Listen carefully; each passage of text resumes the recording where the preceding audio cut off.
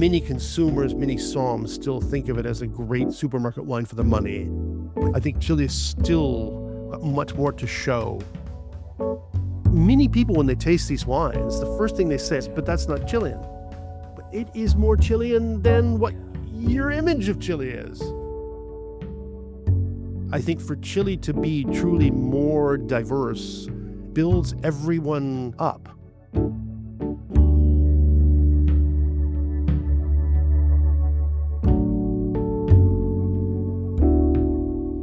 Hey, this is Harmon Skurnik, and welcome to another episode of Skurnik Unfiltered. And today we are focusing on the country of Chile, but not maybe how you might think of Chile, which is, well, lots of inexpensive Cabernets made in a mass-produced way. But at Skurnik, we've assembled a portfolio of producers that are pretty much the opposite of that. And today I have with me Cody Stephenson, who is the portfolio manager of what we call here at Skurnik the World Portfolio. How do we define the World Portfolio, Cody? Well, certainly South America for today's episode, but also the rest of the Southern Hemisphere, South Africa, New Zealand, Australia, and then the ancient world, Turkey, Lebanon, Israel, and throw in Ukraine, England, and Hungary, and I think we've covered it. So all of those things mainly. Yes, exactly. Only a few countries in Basically, the it's portfolio. everything that's not Europe and North America, right? Yeah, Pretty I'm much. plotting world domination. So any country that's thinking about making wine, I'm on to you. So you don't get bored ever just dealing with just the wines of France, for example. How boring that would be. For better or worse, we manage a lot of different countries in our portfolio, dealing with the logistics of all of that. But yeah, it's an incredible opportunity to represent so many growers from so many different regions. Super. And today you are interviewing Derek Mossman, who is one of the partners in Garage Wine Company in Chile, which is a recent addition to the portfolio, I think last year. Yeah, in 2024. Very exciting. Very, very exciting. These are wines that I have admired for years. We're in the Maule Valley in central Chile. Derek and his wife Pilar are focused on farming. They are focused on these incredible old vine vineyards. They work with mostly Rhone varieties, Grenache, Syrah, Monastrell. They also make some Pais, make some Cabernet from Maipo, and we're one of the pioneering small wineries of Chile in 20 years ago in the early 2000s, and are making incredible wines and paying their farmers a living wage, and really focusing on regenerative agriculture and the biodynamic principles, things that I think that a lot of people will be excited to learn more about. Yeah, and the name Garage Wine Company, in the wine world, a lot of wineries are called garage wineries, but this one literally started in a garage. This one literally started in a garage in their suburban Santiago home, and while it's still small to this day, has become one of the most recognized wineries throughout all of Chile. And these really tiny production wines that they make from very, very small vineyards, they're literally handmade, aren't they? It's sort of like Tito's vodka, right? Handmade. Yes, exactly like Tito's vodka. When I think of Garage Wine Company, Tito's is the my the analogous spirits producer. No, this project was so small that they were hand stenciling all of their labels when they started, and no one would sell them wax, so they were melting down Crayola crayons and dipping their bottles into these crayons to create the tops. Amazing. Maybe Derek learned that in Canada where he grew up. How did a guy from Canada end up as a winemaker in Chile? Another ski bum winemaker story. He moved down there to ski both seasons, and like so many of us, fell in love, and the rest is history. And they've been there for 30 plus years now. Well, why don't we tune in and listen to his story right now? Sounds good to me. Let's do it.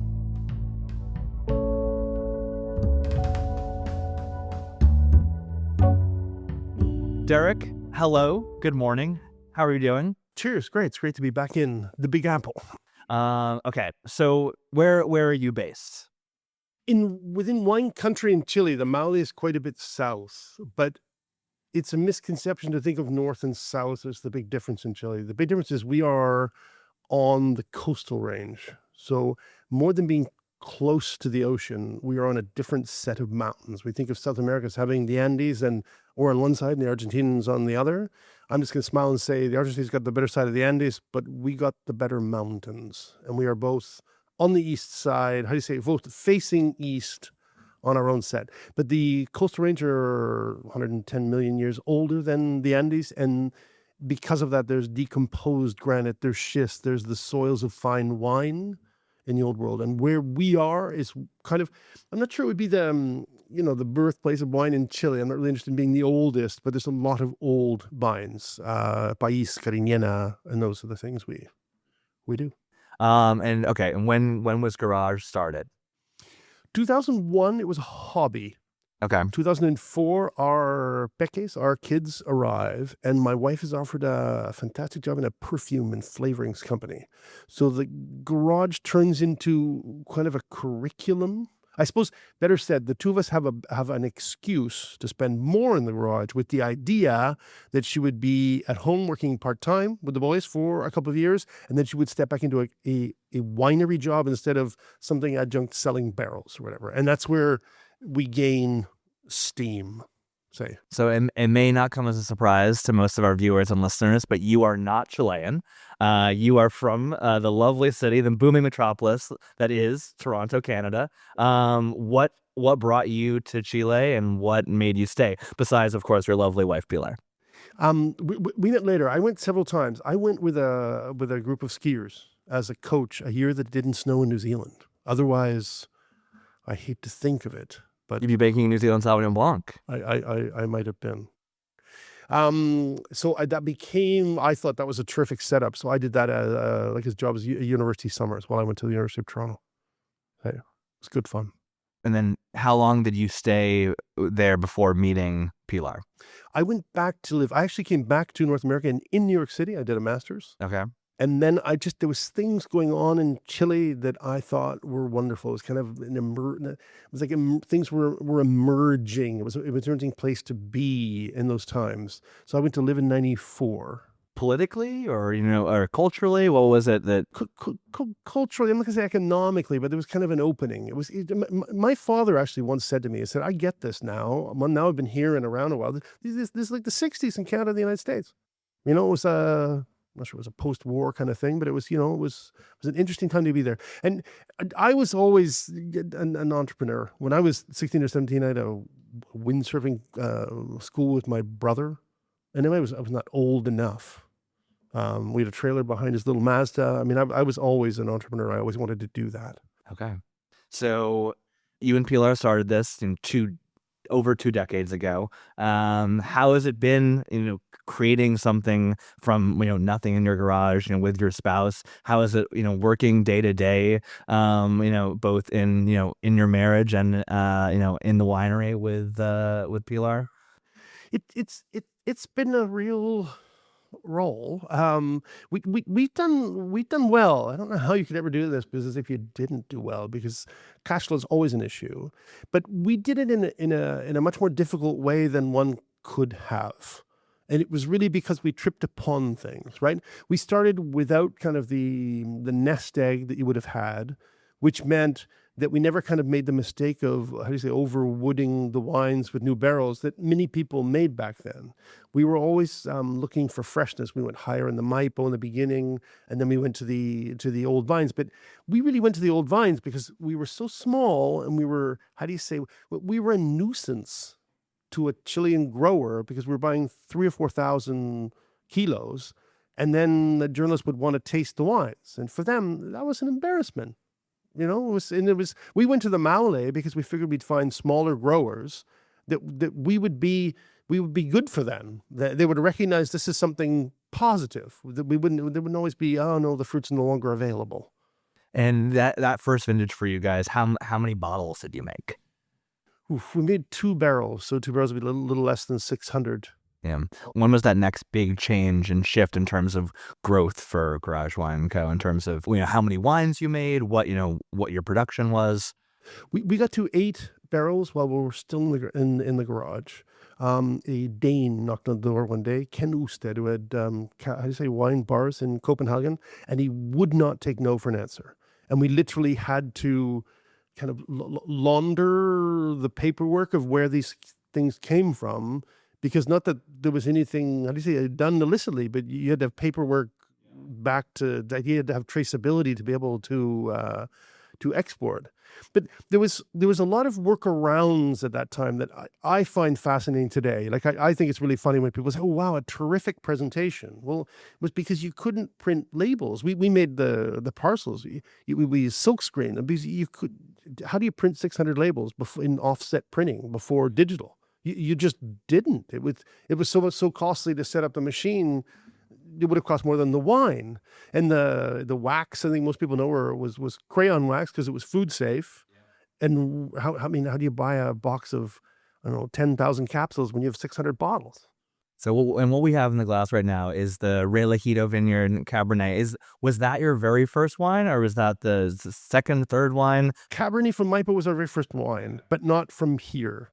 Where we were up higher in the Andes that we really liked for a few years, we made, it's terrible to say this. I feel like I'm tooting my horn a little bit too much, but we made a couple of vineyards relatively well known, and then that was better business to sell that fruit on to someone else.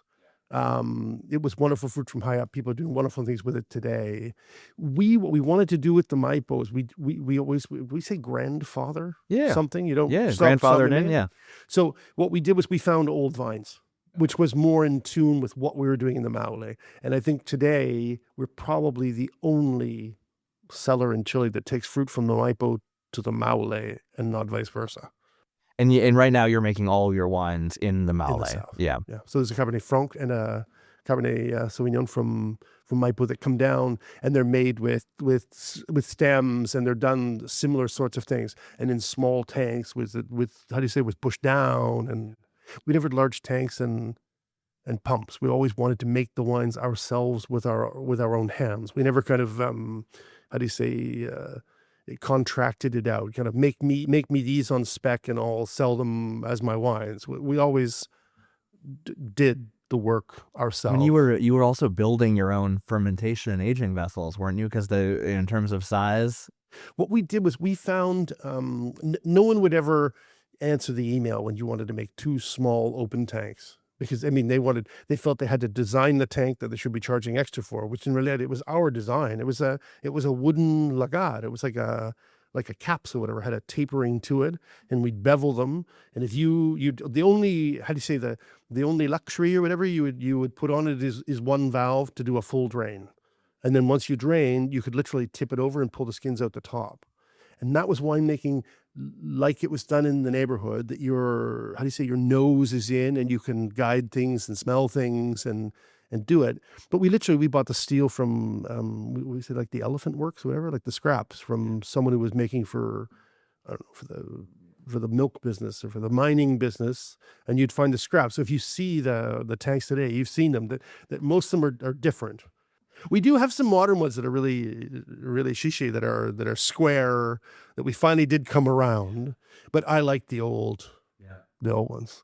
So for you and Pilar, how do you sort of divide and conquer in terms of your roles at the winery area? I mean, Pilar, comes from a winemaking background. You don't. I feel like that, at least in my head, it means that you're thinking about winemaking differently. I'm sure you guys have figured out a way, forward together. I think in any small company, not just in wine, I think it's wonderful when partners complement or are very different. We're really 3. Alvaro Peña is a professor at the University of Chile, is a wine scientist, and he never really had a role in any company. And he has a role as well in viticulture, and he has a role in blending. He's a different thing, but Pilar and I are very, very different. I think that's why it works. She is very methodical, very meticulous. And I'm the one who, because I didn't study it, I didn't have to unlearn things. Remember, I think it's fair to say that Alvaro and Pilar were educated to, how do you say, to work in the business that was the Chilean. But it was all big. All the cellars were big then. This was a boom. They were making supermarket wines. They were training people to be the head of a large cellar. Whereas I went at it completely differently. I'd done other things. I really just I needed a, what do you call it when you take a year off, a university Sabbatical, professor? yeah. I was in need of a sabbatical. Yeah. So when we realized that we wanted to go south and we wanted to look for these smaller producers, I mean, I had a backpack, pickup truck. I had time, and I went to find people who they had Cariñena and they didn't call it that. And I remember tasting with someone once, and we tasted their food-a-days. And when we got to the third or fourth food-a-day, he said that this one cost more because I had to hold on to it for second winter. And I kind of smiled, what does that mean? And of course, it was that was the Cariñena, and it didn't finish malolactic before winter, so you couldn't sell it the following summer. You had to hold on to it for a second winter. And that was a kind of a defining day or moment for us, but we just realized, maybe the good stuff isn't on anyone's radar. And it's not a question of finding a winemaker who used to use this to, how do you say, adjust acidity in a wine for wherever. This is like, let's go looking for things that people don't know they are, which is involved. It means Pilar has to come in and start doing paperwork because you're going to, how do you say, you have to have all this registered and certified because you're going to export it. And they're the role of, Pilar's the keel, Pilar's the boss. I have no problem saying. She's the one who pulls it all together. And Alvin and I have kind of roles that complement, and Pilar's the one who steers the ship. Absolutely.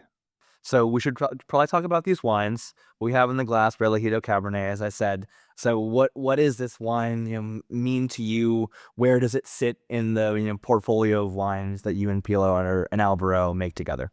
I think I'm known for putting things in a funny order. Okay, so do it. We're going historically, and then we're going to take a ride in a pickup truck, we could say. So we have always made wine from the Maipo, and we've got a Cabernet here poured to be efficient. This is Isla Maipo. This is very old vines that no one was really making good use of. Somewhat is kitty quarter to us, so the trend is catching on that we can make interesting wines of these things. I think this wine for the American market, this is a finesse-driven, much fresher. It's not big, it's not bold, it doesn't have. But it's also Any not new wood. It's not underripe either. It's not. I feel like there is a trend in American Cabernet, alternative American Cabernet we were talking about earlier today. That it is this very green character, or they're picking too early. And I think that it is phenolically ripe and has texture, but it also has acidity and has freshness to it, which I think is harder to find in California and also not easy to find in Chile as well, at least But I think it has to 10 years ago. It has to do with the farming. It's not to make a wine fresh. It's not a question of picking earlier. I mean, if you're going to pick earlier, I think the official phrase would be canopy management, right? But you have to change things. You're thinning leaves. The farming is fundamental to wine, and sometimes I think we get talking about the soils, the subsoils beneath a vineyard.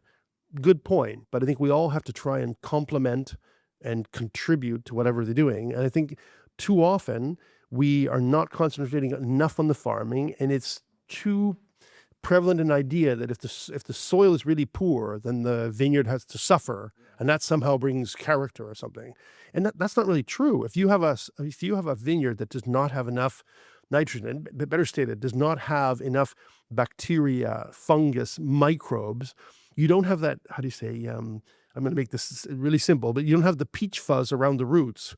And it's only through that peach fuzz and literally the bacteria that a vine can truly drink of said terroir. And in the end, the farming can make a big difference. I think that's the difference when you I'm not sure you dial a wine back. It makes it sound so easy. But when you take a wine that was happy to be 14.5 alcohol and you bring it back to 13.5 in a balanced way, which I think this is a good one example of things doing like that. Those are, to me, the cabs that people want to drink. Did we need to do some green ones? Not necessarily ourselves. Did we need to do some green ones to make a point? Right? So that people woke up and say, maybe we could do this kind of less is more. Yes. But anything you do, it's experimentation, and then it's 3 or 4 years of farming, because wines are grown. They're not made. They're not. This isn't a kitchen operation. Well, I think that's a through line through all your wines. It's something, having been lucky enough to be able to visit you in the Maule, I think that some winemakers, some producers talk about terroir, and some wineries are about the winemaker themselves. And I feel like it was so evident to myself and our team that we're able to visit that what you guys are passionate about is the vineyards and the actual farming that you're doing of all these. Regenerative agriculture is something that you just won awards for. Not to I'll let you're humble. You won't. I'll brag for you. Can you talk a little bit more about what the regenerative agriculture in Chile, the families that you've been working with that go back generations, and in the Maule and other regions? Let's serve países. Let's do it. I think we were in a really unique position to appreciate that where we found these old vines, we also found farmers working them that were really interesting characters. Did they make brilliant country wines, pipeños, and all of that? No, I think the truth of the matter is most of them had been receiving such a pittance for the fruit for so many years that they'd re-geared the vineyards to produce more kilos to compensate for what little they were being paid. And the wines were odd. That's not a blanket statement, but I mean, we didn't find an idyllic world. We found a frustrated world from both sides, where the people wanting to buy the fruit, they felt that, geez, we can't mechanize this. We're doing this by hand. It's hard to deal with people. And then from the other side, you have people these people come along, they break their word. When I first started, not knocking on doors, but when I first started to figure out where, who we wanted to work with, I thought it'd be a tremendous disadvantage to be Torontonian and have an accent. And of course, it didn't take very long to realize that I was a wild card. But if I came around 3-4 times and insisted that this is something we wanted to do, and it was a small scale, and we were looking for how to work together, eventually it worked out because they had a bad experience with a Santiaguino, which so what we did was we encountered this community with these farmers working away. Now, these people, they don't just grow vines. They can vigneron, they don't live from that. They would have made the wines from the towns. But I mean, they also have, say, vegetable garden. They have some livestock. They have... most of them, until very, very recently, grew wheat, which they cut with a scythe by hand. And then a machine came around that clearly once worked on steam, because of the big belts, which for us at the time was this tremendous adventure. That was just like, someone should be filming this. But these are the people who, perhaps the best example is they prune on a luna minguante, on the waning moon, which would be right out of biodynamics. But they have no idea what biodynamics is. And if you said Rudolf Steiner, they would think, the heck does an Austrian have to do with what we do? But these are practices that have been passed down, and you realize there was a wisdom to what they were doing, but that the vineyards hadn't been given a fair shot in a good long time, where you trained them back to produce what would make a bottle of fine wine, let's say. And when you started doing that, it wasn't magic. It was logical that there were some really wonderful wines that came out. We then had to reorganize, right? Because in the end, when you start doing these things, you're still the small guy. So you're looking for people to pick, and you need these days and those days, but you're really only picking, maybe you're getting big and you're picking 20,000 kilos or whatever, right? But someone else is picking 200. And you have to take second, we have space in 2 weeks' time, and you have a much better idea. So what we really had to do was we had to get even closer and to arm this team of our own, buy our own vans so that we had our own transport, so no one would take the people somewhere else because they were paying better. And it was and what ended up happening was that you made a small dent in a tiny little local economy, and it was like businesses for good was really good business, because people felt that someone was believing in them again. They felt they were using skills that other people weren't recognizing. The wines, when they came out, they were proud of how they did. But these are all things that we didn't set out to do that. We could have picked many easier path. route. What do you think of this? Pais is, I think most people know Pais today. Yeah. I think this is a little. It is the face of New Chile. I think the Cabernet of what once was. Now I think that people have sections of, if they have a Chile section in their retail shop or on their wine list, they need to have Pais. And it's something that on a commercial level, if you'd said to commercial people who were selling Cabernet 10 years ago, yeah, we're going to have Pais for $22 and your cab is still going to be $17.99, they would have laughed out loud. And I think it's true. So what's the story behind this name, this wine? Pais, I went to England and there was some very well-educated somms who Pais was not on their matrix of the world. And you had to impress upon them that this is maybe New World, but this is very old grapes.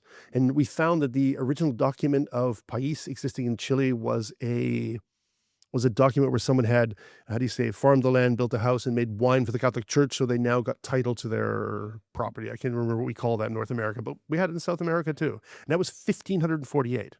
Now, really old year, sounds really incredible, but if you actually think about that, the Sistine Chapel had just been finished. I mean, Copernicus is about to publish a book that says, the sun's the center of the universe, not the earth.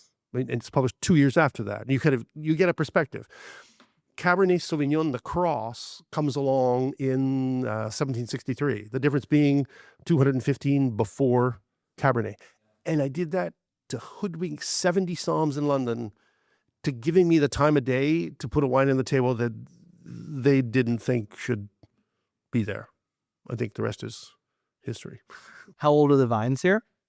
Pucha, Pais, generally, where we are, it'd be 150 years old. But remember, that wasn't a vineyard that was planted and registered and has never been, replanted. Yeah. We can layer because we've never had phylloxera. So you're always rejuvenating a vineyard. If there's a section where there's a little too much water and the plants fade, later you literally can leave shoots long and create like umbilicals, and then after 2 years you clip, and you're what I'm trying to say is you're always reviving a vineyard. Next wine? Yeah, let's do it. So Semillon, this to me would be a typical vineyard in the neighborhood where we work, that it's in a place where you're too far from a paved road. It's not enough fruit to fill a proper modern winery truck. So you have to question the efficiencies of the operation. And the way it's planted, you could never mechanize. So 3 strikes, you're out. What you would do probably is, over farm it for as long as you could and sell to a local cooperative or something and try and make a go of it just out of kilos. And when you come along and see what's there, this is planted late 30s, early 40s. This is planted by a suffragette, Ernestina Cancino. It's just kind of one of many of those kinds of stories. So we don't have to go into in such depth, but a suffragette in a town of 25 homes in the 30s in rural Chile. Not popular. Was an antichrist. I mean, she was crazy, right? She was out of line. She traveled abroad. She came back, and her cousins have usurped her farm because she died on the high seas, according to them. But there's a wonderful history to it. We have a man who comes with his daughter to pick. It's going to sound terrible that I'm saying someone, a 78-year-old man is picking, but it's like his pride. He'll plant the vineyard, playing hooky from school, I would like to think, because many years have gone by. But he's told the stories of these vineyards of those times and the family history of this. This is a little bit of Soñanas and a little bit of Torrentel, made on skins in tinajas, we say, for, how do you say tinajas? Amphora? Amphora, sorry. Yeah. The Spanish have now started saying tinajas after the Chileans. Wow. So I think we just need to push on that word. Spain is, Spain and northern Italy are sort of the homes of, the modern amphora tinaja industry. Are you sourcing them from Spain, or are you buying Spain. them locally? There's lots of old tinajas in Chile that were made in the same place in Spain that went hundreds and hundreds of years ago out to Chile when you didn't have I would say barrels from Bordeaux, and you didn't have fiberglass, and you didn't have laminates, you didn't have cement. Those were the tanks of the time, I suppose. And I mean, this is a wine aged on skins, but I would say this is not an orange wine, either in sort of texture and taste or in color. I feel like there's now this differentiation in the world of wine, of a skin contact wine and a truly an orange wine, because I think the skin contact this is a little more subtle. It gives it structure, and I think gives it some tannin to it, but it also isn't overpowering. This is still distinctly Semillon. This is not just a generic umbrella orange wine that could be made that defies grape. I think you're right. I think what we've done here is we've not wanted that oxidation to happen, so we keep things really, really full. Seeds normally float and we take them off, but anytime anything dries out on top, that gets put away right away and we refill. And the idea is, if there's 5,500 bottles more or less in a year of this, we're going to hold 1,200, 1,500 back for 5 years and re-release. And then 5 years later, it would have that oxidation would be very subtle and it would be very slow to develop. It shouldn't be there in the beginning. This isn't nutty in the same in that way. I mean, I think that the skin contact on Semillon. I mean, Semillon is such a linear, angular grape. I feel like it's both in Chile and in Argentina has sort of become one of the noble white varieties. I feel like producers like Vigil at El Enemigo, Riccatelli. I mean, those are world class Semillon. I mean, generally the Southern Hemisphere just does Semillon so well. From Australia, Hunter Valley, that grape dates back 100 plus years. There used to be a lot more. Yeah. And of course, with the popularity of Sauvignon Blanc and Chardonnay, a lot of it was pulled out. And amazingly, it was in places dangerously close to the coast when they were experimenting much in the interior. And I think most of the valleys of Chile have some Semillon, and it's dry farm to this day. Yes, we should have held on to more of that. That's the story, and so it goes. Next one. Next one is Garnacha. Garnacha would be something that's a little further into the interior, but it's next to a river called the Perquilauquén, which is fed by the Purapelo, which comes down the coastal range. So we could say this is a riverbank, an alluvial soil that is granitic. And that makes a big difference, gives it a lift, lowers alcohol. If you were you've been in this vineyard, yes. So if we were to get in the truck and drive 10 minutes north, 10 minutes south, alcohol would go up, picking dates would completely change. It's just kind of this narrow little patch. There's a bit of an oxbow in the river, and then there's a patch on one side that makes for a wonderful piece of wine.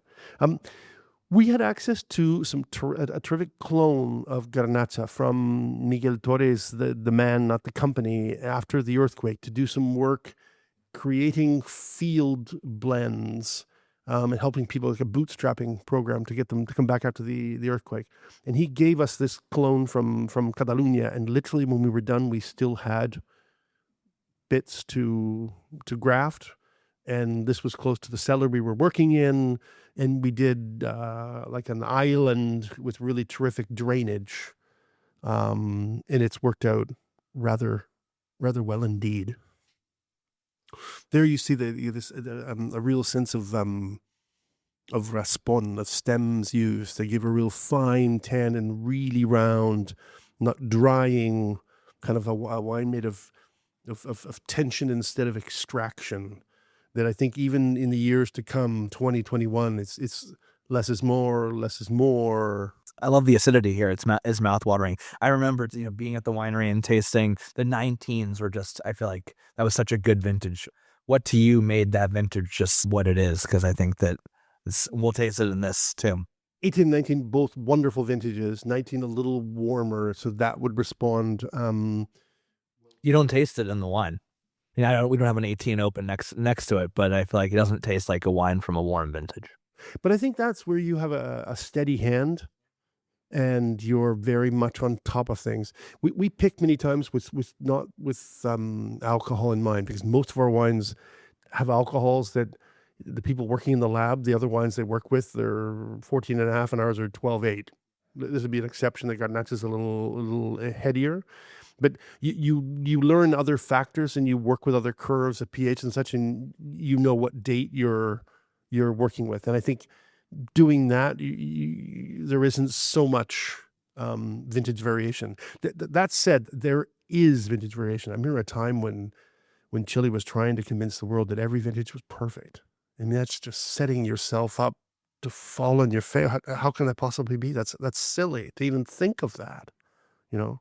And I think vintages have become much more complex. When you have frost, for example, it doesn't just affect that year. It affects the next year much more, because this year you could have a second bud. Next year, the initiation of next year was already inside the plant and growing, and that really does get damaged. Oftentimes water that falls, rain falls, you think, oh, that was a really wet year. But we have vineyards that when you get out there with the geologists and you study how things, hydrologist, I guess it would be, you study, there's many places where the hillsides next door, the water doesn't get to the vineyard in that same year. It takes longer. And then you scratch your head and start to realize that for years it's been a wet year, dry year, and that's not actually the only factor. You move all the curves over and start to realize just how complex wine farming can be. Do you have something when you're tasting that you feel like you're striving for? Is there with all your wines, is there something that you're in search of? Is there I don't think there is such a thing as a perfect wine, but is there something pH or equilibrium, or? I think it's pieces that you put together. We use a lot of barrels in the cellar. We have fluides, we have larger receptacles, whatever. But and they seem to us this godsend. You have 2,500 liters in the same place. It's much more work to work with barrels. These are, and I say not say neutral, but these are barrels that they still breathe, but there's no wood flavoring to them anymore. But when you work with barrels, what you can do is you can pick early and pick late, or pick 3 times. You can use different amounts of, we were talking about raspon or stems. You can push down very lightly and make like an infusion. And another, you can leave one a little longer. And in the end, you do all of these experiments with the idea that we can put it into barrels that are, very much alike amongst themselves. And then what you do is you don't make the blend until 2 years later when you're almost ready to bottle. And you taste the difference those things make. I can't imagine someone steering a wine having only, having the wine having finished fermentation last week. You're blind. You're in no position. And many times there's the ugly ducklings that become swans. But I've been accused. Let's go last wine, no? I've been accused more than once by my partners that we've had this discussion. We decided we weren't going to do that. And my response is, but it was just a bin. It was just an idea. It was just an experiment. Now, there are things that probably, I'm not sure they should have been thrown away, but not miraculously, but many times after post-harvest, like, why did we do that? And after first winter, something starts to come around. After second winter, and we're starting to bottle, it's like, that is a very, interesting, complex component for a wine. If we'd done the whole wine that way, that would have been a disaster. Yeah. But now that we know, it's those permutations, that experimentation that makes it. How many harvests can you have in a harvest? The idea that there's only one a year, it's just a lazy man's way of doing it, or they haven't got the right equipment, or they're not willing to walk the walk. I think you have to divide, and that's the benefit of having a university person involved. And it's kind of what you can always blend, but everything you can keep separate, you can learn. I think there's this hesitation in our industry, recently, talking about, this, wine being a product of the, the vineyard and the terroir, to open up and be able to, be honest about the winemaking that does go into it. And I think that it's not, a dirty word. There is, winemaking involved in, using these little experimentations of different barrels or vessels in order to make something more complete. And we were talking to winemaker for Skurnik Unfiltered, Craig Vessels in Russ River down in the Hemel and Arden in South Africa, and he talks about for his Chardonnay he has 3, 4, 5 different aging vessels, and he feels like that allows him. It's an estate winery. He has one Chardonnay vineyard, but it allows him to make something complex. It isn't a winemaker's wine. It isn't a bunch of new oak and bâtonnage, but it is something that. I mean, it is a made product. It doesn't naturally, the grapes, natural wine. It's like, it says you are, taking these grapes from somewhere and doing something to them. Winemaking is volitional. You asked a question I don't think I ever truly answered about what's the ideal wine, and I think the way to answer it now that I've talked about experimentation as such is most of those elements, if we were to drink them like this, it would be someone who knew their wine would be capable of kind of performing a checklist on it. There's some really interesting tannins there. This is a little wider in the mouth. And you would do that. But the beauty of it, when you do it properly, when those elements go together, something sublime happens, and it's either very difficult or impossible to now apply a checklist.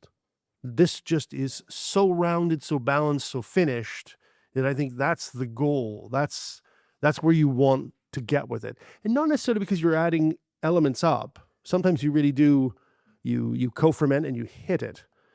But you can't co-ferment until you've tried each of the varieties from different places to learn what makes them tick. But I think there's a moment you get to where something is just so well accomplished. I don't know, maybe it's me, but if you read tasting notes of wines, when you get to the upper end of things that are really, really nice, the taste notes get shorter, not longer. Yeah. And as you're getting better and better, there's lots of ways they're walking around it, trying to describe what this is so that someone would say, yeah, I'll spend $50 on that. But when you get to 100, it almost seems squalid. It was like, how tremendous. Clearly he loved the wine. How could he write so little? And then because it becomes, you do something well, it becomes effortless. More effortless, or much like the wine that we have in our glass. This to me is just the Cru Truquilimo. This rocks my world. I don't think there's anywhere in the world that truly gives Carignan the credit it deserves. I think it's been that silent partner in many wines that it's been included in to freshen things up. In Puret, perhaps there's a few things, but I think Maule is a place where it truly found its gate, and you can do absolutely wonderful things with it. There's a little bit of Syrah in it that gives it a sensual, curvy element, perhaps, that tops it. And that's 19. Just getting started. What was your first vintage of this wine? As a strict parcel, 13, but there's a wine to the core of it was 11. I opened one the other day, a 21 and 11. The comment back was that the 11 was almost ready to drink. It was standing up rather well. No 11 in your bag today for us? No, I don't have 11. Derek, come on. I started the trip on the West Coast. Some guest. These national flights, you just can't. In Chile, civilized country, we can take wine with us in our carry-on bag. In fact, you can take it back and forth to Argentina as well. Yep. Because both countries realize this is the official beverage. This is a business. Besides Fernet and Coke. So something that we were talking about earlier is like you're founding member of Movi. You're part of Vigno. Clearly, we don't have Vigno here on the table today, but collaboration is something that I feel like you haven't shied away from. And some winemakers certainly do. They operate in a silo in terms of what they're whether it's pride or nerves, not wanting to share their secrets or what they're working on. But what does collaboration mean to you? In Chile, outside of it, yeah. I think when you work with old vines in Chile from a variety that really isn't very well known in the world, you start not with one hand behind your back, but you're not on the world wine map in the way you want to be, or you're just not at all. I made a comment in a Chilean magazine once. It was kind of the old explorer maps. Here there are dragons, and people, they have this idea, but they're really, one of the things we had to do in both Vigno and Movi was convince the powers that be in Masters of Wine and Master Somms and WSET and all of that, that this should be on the curriculum. There's other elements here. Chile isn't just CAB, but 1995. And I think the only way you can really do that is to work with others very selflessly, donating a great deal of time, not necessarily investing that much money, but you must collaborate to create a category. And when the category is created, then you all work like heck to fill it. Yeah. But I think when you show other wines made by other people as if they were your own, I think at the end of the year, more cases, more pallets leave your own warehouse. I don't know how you explain that technically, or why that happened, but does it happen? Absolutely. And I think only then are you capable of truly putting a place like Trujillo on the map. Otherwise, I think you would have been peeing in the wind, something like that. And it shows a confidence, to be able to, collaborate. And I'm just for the Chilean wine industry, you've seen it, firsthand over the last 2 decades. It's changed massively. What are you, how do you feel about the current state of the, Chilean wine? Where do you see it going in the next, 5-10 years? I think they've been really interesting these past 5. I think Chile is still got much more to show. I think many consumers, many somms still think of it as a great supermarket wine for the money. And I think the true, what Chile really has to offer isn't beneath $20. It starts at 20 and maybe gets to 40, maybe 50. And what you get for that is absolutely stunning. 10, 15, 25 years ago, it was really easy to say Chilean, Argentine, oh, that'll be the old world. Whereas I am deliberately trying to break down those things and make your job a lot harder. Many people, when they taste these wines, the first thing they say is, but that's not Chilean. But it is more Chilean than what your image of Chile is.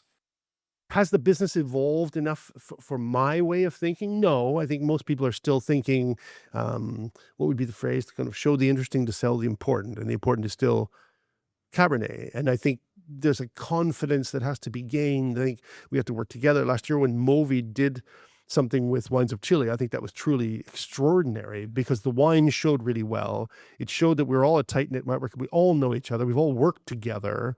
I think we showed history, we showed old vines, I think that is the future. I would like to think that by opening up to that and not concentrating so much on this kind of economic piece, I think then we can make wines that are proud to be, to differentiate themselves.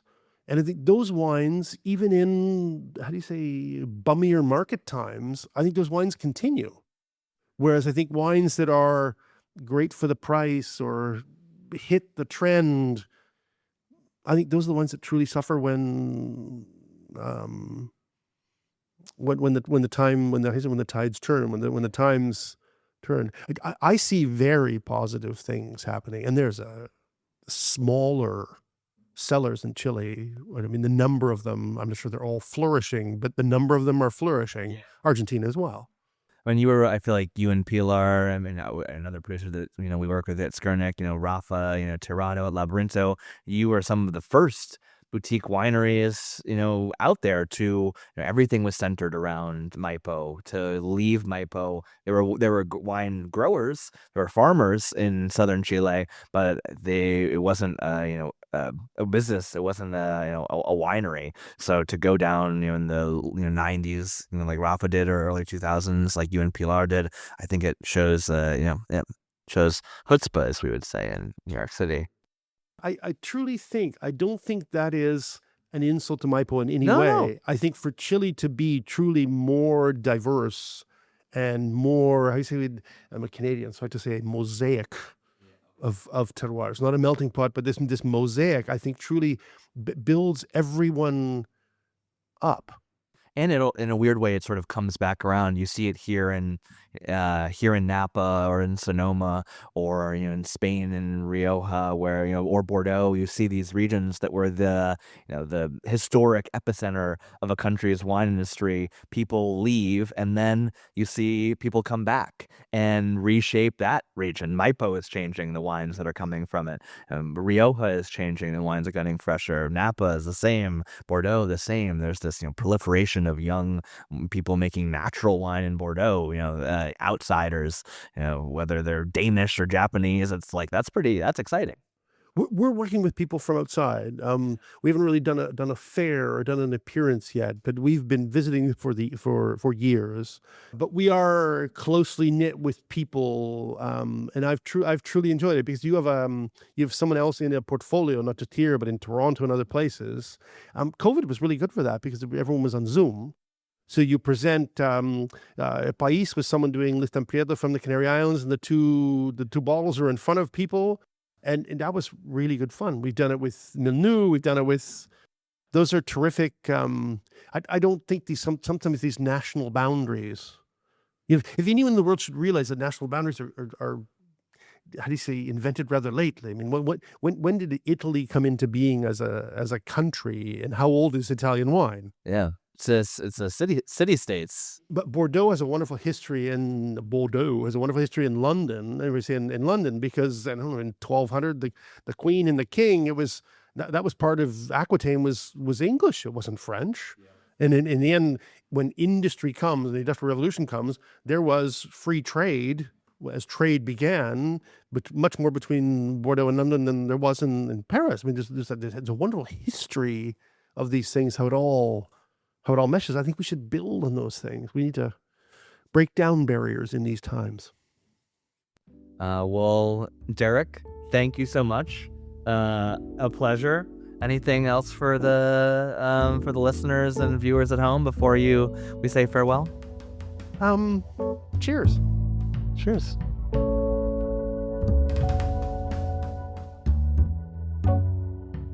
Skurnik Unfiltered is recorded at Skurnik Wines and Spirits headquarters in the Flatiron District of New York City, which is why you might hear some city noises as we go along, like horns honking. If you found the conversation interesting, please consider liking, subscribing, and leaving a review. You can stay up to date on our show and upcoming events by following Skurnik Wines on Instagram and visiting our website at skurnik.com.